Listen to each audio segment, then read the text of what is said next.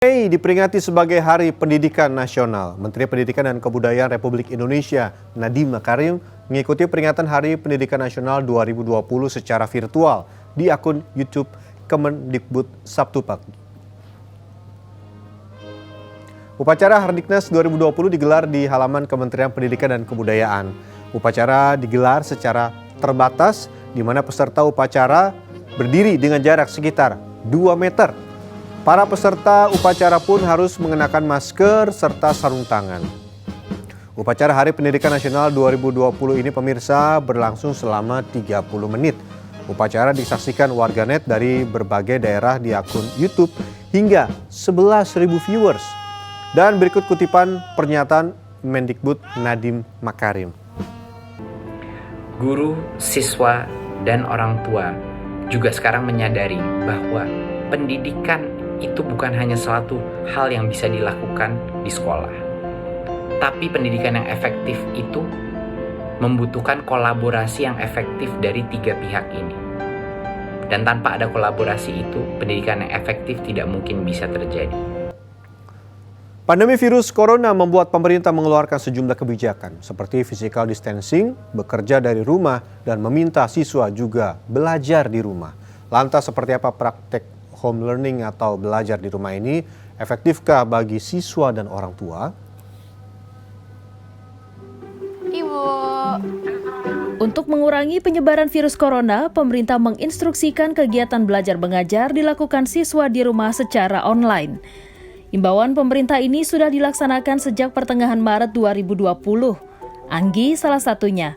Siswi kelas 11 SMA Negeri 86 Jakarta ini mengerjakan tugas sekolah dibantu dengan panduan guru melalui video call serta unggahan materi secara online. Ini bukan kali pertama Anggi belajar secara online. Sekolah tempat ia menimba ilmu beberapa kali memberikan tugas secara online atau e-learning. Namun Anggi mengaku lebih suka belajar langsung di dalam kelas. Kalau aku sih sejujurnya lebih suka belajar di kelas karena rame-rame kan. Cuman kalau kondisinya kayak gini, ini efektif sih. Soalnya kita nggak ketinggalan pelajaran juga. Bagi orang tua Anggi, kegiatan home learning dengan memanfaatkan teknologi cukup efektif. Meski dilakukan di rumah, anak tetap belajar layaknya berada di sekolah. Gurunya juga ketat, jadi memang mereka dibatasin. Bikin tugas, jam segini harus dikumpul.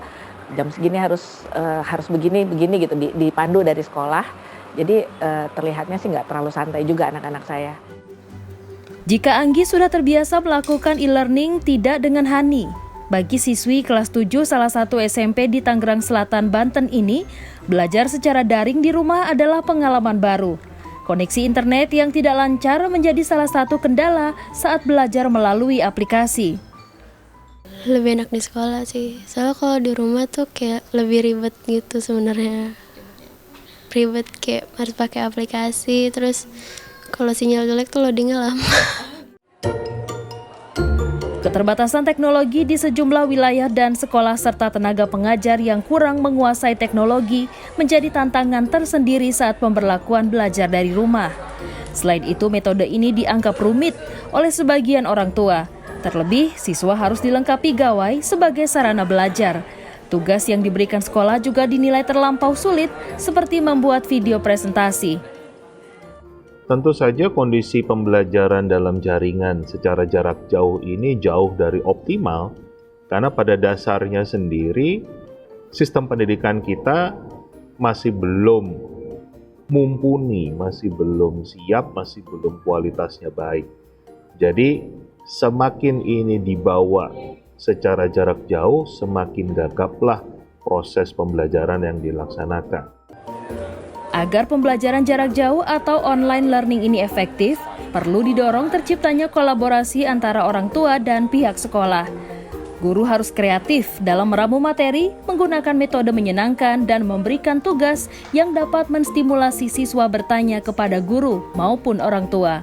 Hal ini dapat mendorong kolaborasi antara orang tua dan siswa dalam membantu kebutuhan belajar siswa. Pembelajaran dan penugasan online menuntut orang tua ikut aktif melihat bagaimana aktivitas anak-anak, bahkan bisa menjadi teman dan motivator dalam belajar anak.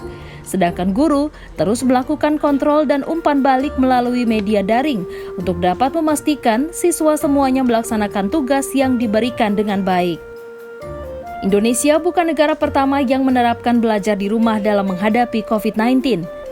UNESCO mencatat setidaknya ada 300 juta siswa yang belajar di rumah secara online untuk mengurangi penyebaran virus di lingkungan pendidikan. Tim Liputan Transmedia.